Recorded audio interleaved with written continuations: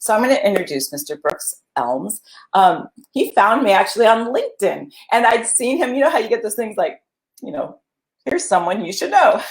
So we have a lot of mutual connections, and actually one of my friends took his course, which is really interesting, right? So as I was saying, we often talk a lot about how are there too many readers? If we all become readers, will that saturate the market? And I just want to point out that there are 190 million people that have put screenplay as an interest on Facebook.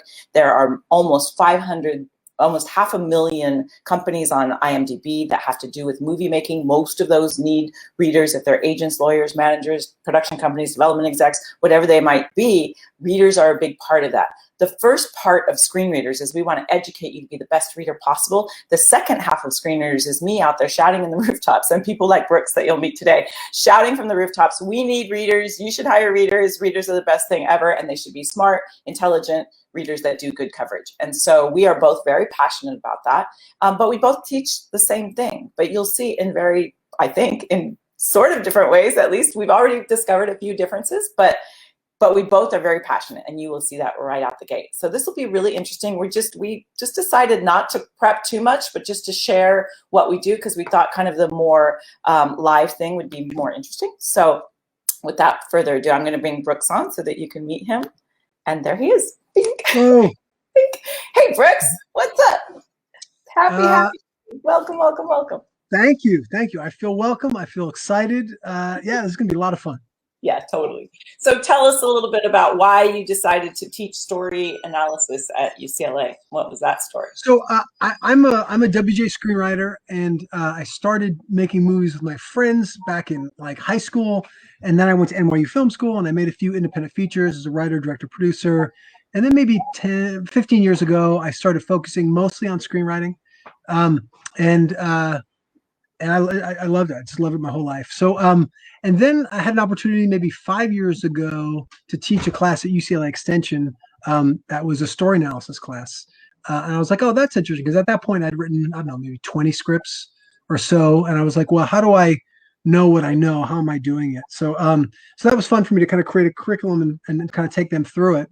And yeah, that class was fun. And I'm actually teaching it now, but it'll be my last one, because after that, I started, I'm busy with my own stuff anyway, my own scripts, but then I started sometimes consulting people one-on-one, and then I started doing it in this real in-depth way, this mentorship program, and that's really taken off. So I don't have time for the UCLA class. It's really just my own stuff and then the mentorship stuff. But it was fascinating for me to come across you, because it's a very similar there's a lot of overlap, and it was fascinating to sort of compare notes and like, oh yeah, because I'm a big fan of what you're doing. It's so exciting and really comprehensive. So that's saying a lot, because because my course is great, but like, man, you take it to a whole other level. It's awesome. Yay. So we could brace yourself, because we could talk this all day long. We discovered that right away when we first met each other. It's like we both like, oh, that's cool. Ooh, that's neat. Oh, that's awesome. It's like there's just so many different things, and we very much, he's under the UCLA umbrella, so he has a little bit of a different thing he has to follow, whereas we're sort of the Wild West over here. So it's like, but I love the structure that you have. And then, like I said, one of my friends took his courses, and it's so funny. I mean, this was, how long ago was that? Probably maybe a year ago, I would say. Is that your teacher? And she was like, yeah, he's so great. And then we like had a great conversation. She just raved about you. So, nice. So I really, yeah, so great. And now you're taking all of that and now coaching writers, right? You have like and so tell me about the writers that are in your coaching program a little bit, and then we'll move. So I work with anywhere from intermediate to professional level writers, and what I was doing is again, the UCLA class was fun, but it was like I was just kind of teaching theory and I was helping them, and it was cool. But I was like, well, how can I make a really big impact? Like, what if I could do anything for like my favorite people in the class? What could make the biggest difference for them? And then I came up with this model of doing like 5 months, 1-to-1, anything they need from me, and then doing like a group coaching call along with that. And the results have just been phenomenal. It's been, so I end up the people that I connect most deeply with, taking them through every nuance of their craft, and taking them from a new project all the way to like a finished draft. It's so much fun for me, and the impact that I'm making on them is life changing. Because you know how it is. It's like Mhm. Great screenwriters, what they're doing is they got the technique, they got the craft, but really they need to drop down to a deeper place so that they can move the audience in a really profound way.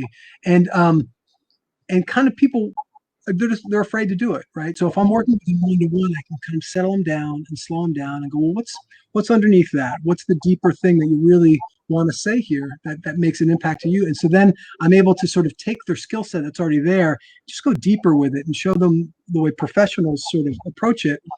And it's a game changer because they don't know what they don't know, and it's hard to get to those more vulnerable places without like really support. And we talked a little bit about this, and you guys, we talk about this as readers because this is a place, especially if any of you become consultants, which is basically what he's doing. You'll have a little bit of a different take on it as a reader, but it's allowing that writer to bring their life into their work. And even, it doesn't necessarily mean you have to write about your family members, but you need to tap into the emotion that you have in, in this messy, beautiful, lovely, terrifying life that we have.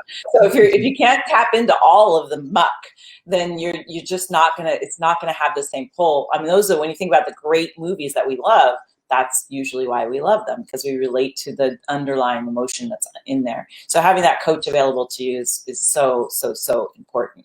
So let's kind of back, because now we're going down to kind of a deep thing. So let's back up into like the reader thing. So we kind of he shared his syllabus, and I shared what, kind of I just videotaped, kind of like you guys have in the instructional video. I just videotaped, here's what our course looks like, so he could kind of see what we do.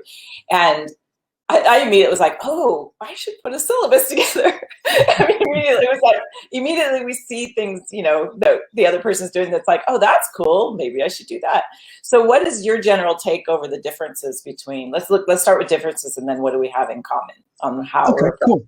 So, well, one of the differences is partly, as you were saying before, like you're doing direct education to people, which I think is exciting. I think it's absolutely the future. The academia was, I mean, it's a system that started 150 years ago, 200, maybe even hundreds of years ago, and it's really almost like this factory methodology where it's like. It's just not as custom and as sort of handcrafted to the exact people at the exact time. So, but anyway, it is what it is, and this is UCLA's extension department. So this is people that not in sort of the undergrad or grad, but it's the people that most of them have already had some sort of life experience or whatever, and they're kind of coming in. So but UCLA wanted it to be sort of a blanket like analysis class. So, and then my sense of what they wanted was that then to sort of for like, what are you gonna do for the midterm and the final, if it's an analysis class, then that was like, well, let's do coverage. So they kind of have that component as sort of a way of sort of concretizing what they're learning in the analysis. So it's fine. So the way I structured it was we read a script a week, and then we do a lot of sort of special guest interviews, sort of the back half. And then I also was talking about my own projects from an inside perspective, stuff that got sold, why it got sold, stuff that got developed, all that stuff. Because I figured a lot of stuff you can get online for free, but what they couldn't get is my own personal experience and how some things are struggles or weren't. So it's sort of like I would say what they're doing is like it's an analysis class with a bit of a focus on how to sort of, anybody who wants to be a reader takes that class is in a much better place, right? Sure. But what I think is amazing about yours is like a PhD in reading. I mean, it's so comprehensive and amazing, and it's like and you're just going, I mean, literally step by step, like even micro step. I mean, it is so wonderfully comprehensive that like. And what's so funny is, how the business works. Most people start reading, they've got zero experience. They're just like an intern out of wherever, and they're like, here, read the script. And they're like, I don't know. And they start. So I was like, oh man, well, I'm helping those people who are like thrown in the woods get like a decent sort of grounding and foundation. And you're like taking that like several steps ahead. Like it's just so comprehensive in terms of like my course will give them the basics and make them solid. And the people that are already really good, I can take them up. And the people that are average, I can make them good. But yours, if people go through your course, I mean, literally, you're teaching them to be like the best of the best readers. It's really wonderful. Thank you so much. We're like having so much fun with it. And when I first started it, I thought, oh, well, I don't know if we have enough content. And Doug was like, I think you're going to be fine. And as you guys know, like it's pretty, there's a lot in there. And I think I am so thrilled that UCLA has a reading course, because when I started reading, it was that. And that is still prevalent of like, oh, get an intern to read a script. And it's just like, it's like you're having someone who knows nothing read something that you're going to spend millions of dollars. That makes zero sense. So that's the next part, is me going out and, Brooks and I going out and being like, you need readers, to all the producers, and being like, come on, let's hire people that know what they're doing. If you're going to spend thousands, millions of dollars on a movie, spend hundreds of dollars on a reader. Like, that's just kind of, the math is pretty good. So I really wanted to start by getting people in and not really, like, it's not really industry related. We're going to get people that love movies and then teaching the reader part of it. But I'm really happy to see that at least in institutions that are, UCLA is an amazing institution, and I don't knock film school at all or any of that. Like, it's all good. There's plenty of room for all of it. So, and I look at the UCLA course, and it's like, oh, I love the simplicity of the syllabus of like, sticking to the thing, and also just the group classroom feel that we obviously don't have online, but you guys have been online recently. Because that was another thing. I was like, what does he look like? I'm not even sure I know. And I was like, oh, that's right. I kept picturing you guys in a classroom setting. But I love it. I've done it 3 different ways, the same class. On campus, which is fun because it's like a 3-hour experience. So you can do a lot of interaction there. That's fun. And, the UCLA campus is kind of legendary. So that's fun. And then there's one version of it that's just discussion boards, which is, oh wow, that would be interesting. It is interesting, and the commute is nice because it's just in the office, and then but it's all very kind of heady because you're just blah blah blah blah blah back to each other. You don't even know what people look like. I had one person that was in my class, and the person's name was Dana Jackson, and I was picturing this sort of middle-aged woman, and then I met the person later. It was this young black guy. I was like, what? You're Dana? and the life of God. But it was, and this was, this is after like a 6-month relationship, back and forth. But my favorite actually was the Zoom calls, because that had the nice commute, and then it had like a live component.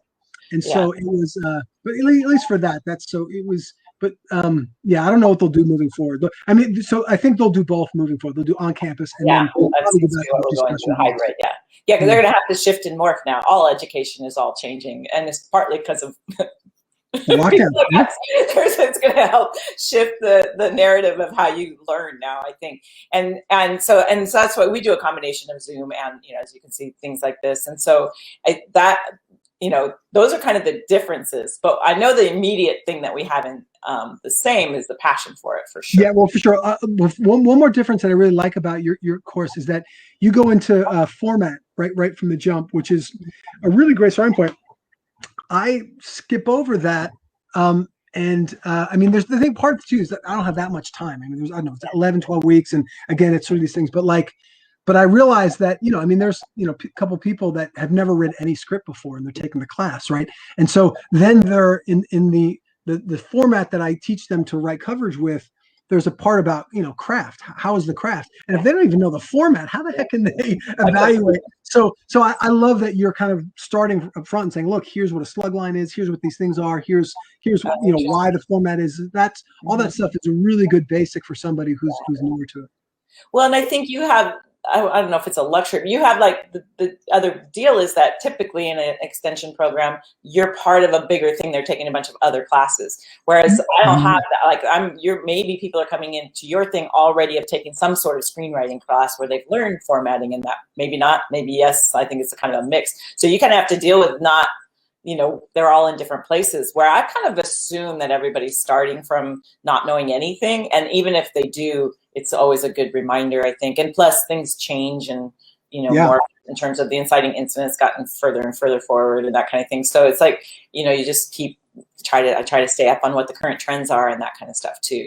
So that was an interesting detail. So you found over time that the catalyst of the inciting incident was 10 years ago. It was, what page and what do you see? Between 20, 25 even. That late? Really? 18, 20, yeah.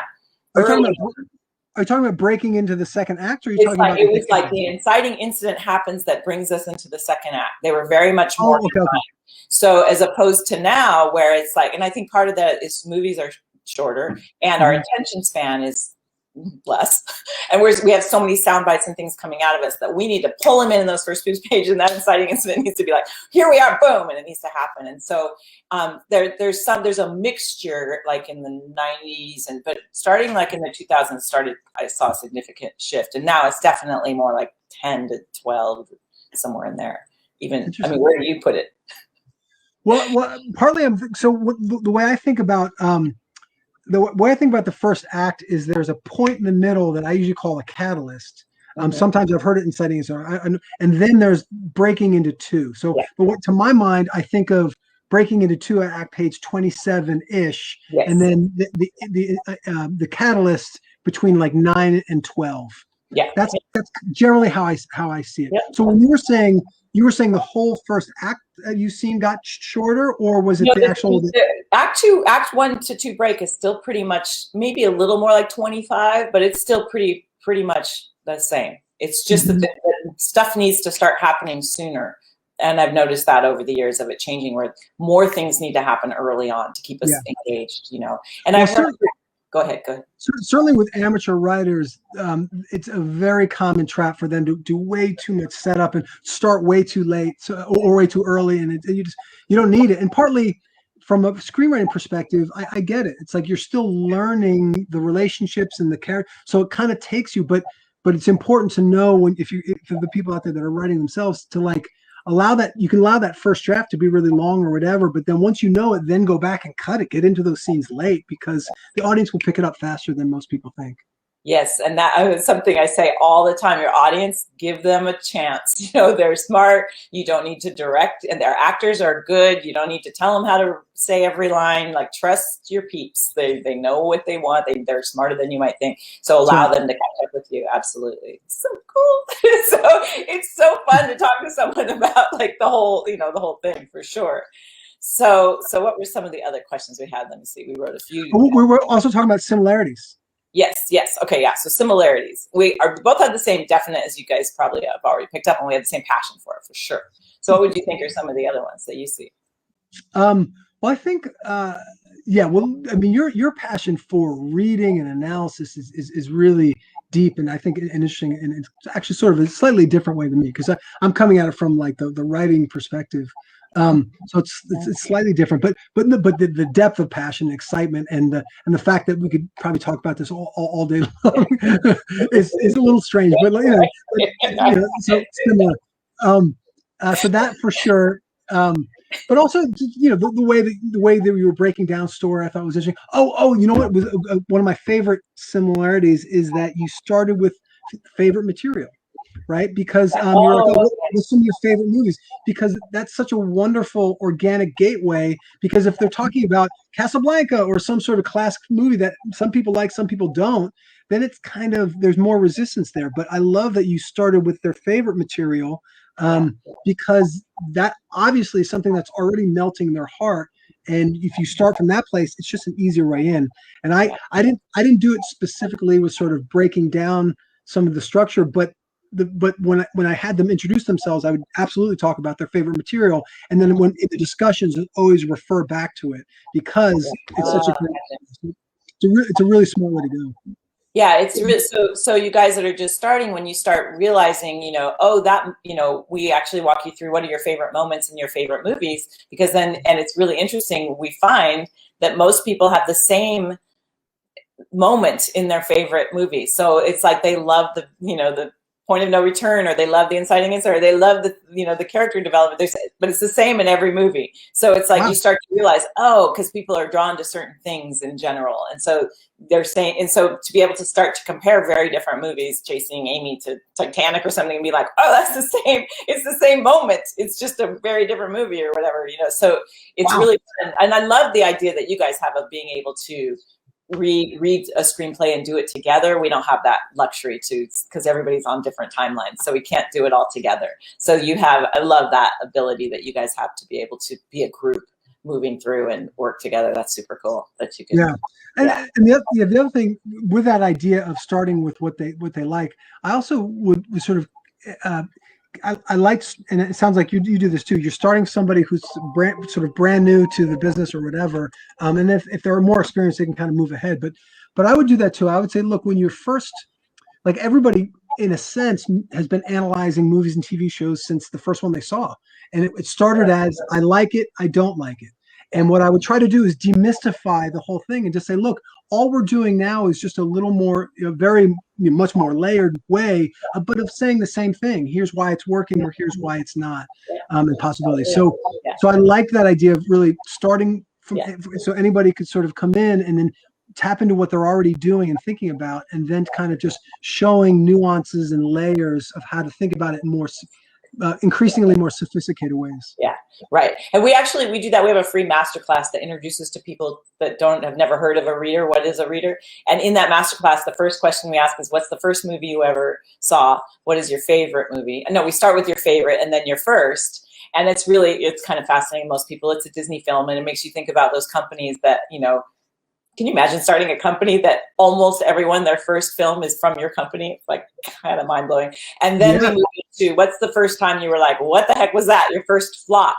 Because that first flop is really significant if you're going to move forward to being a reader, because that's the first time you were like, oh, this is made by people. This is actually people coming up with an idea and then it didn't quite work or whatever. And so that ability to start to see what was the problem is like that plays through all of it. So it's really fascinating. And just the idea that people are people in Hollywood, that's a tough one to get across because it's so magic. And it's so out there, but it's just not. It's people making movies and trying to figure life out just like everyone. So that's right. That's right. So let me underline that, because that's a really, really strong one. Especially for people that, at the latter phase of your course where they're in the networking place and this and that. It's so important just to have empathy for the person that you're reaching out to. What are their goals? What are they interested in? I actually have this other program that's focused on for writers on that outreach phase. And I even talk about like, just get into conversations with people. Look at their Twitter feed. What are they tweeting about? What are they, they were on a panel at South by Southwest. What were they talking about? And then just get into an organic conversation. Oh, I love what you said about such and such. And everybody wants to do that. They're a human being. And then once you do that, that door is a little bit open. And you don't even have to do it when you have something to sell. And it's actually better to do it before you have something, because then you can call back a month later and go, hey, yeah, remember we had that little chat about such and such. By the way, I've got this new project, or I want to be a reader about blah, blah, blah. And it's kind of related to this conversation. Could you, and then again, the key there is another easy ask. Could you just give me a little advice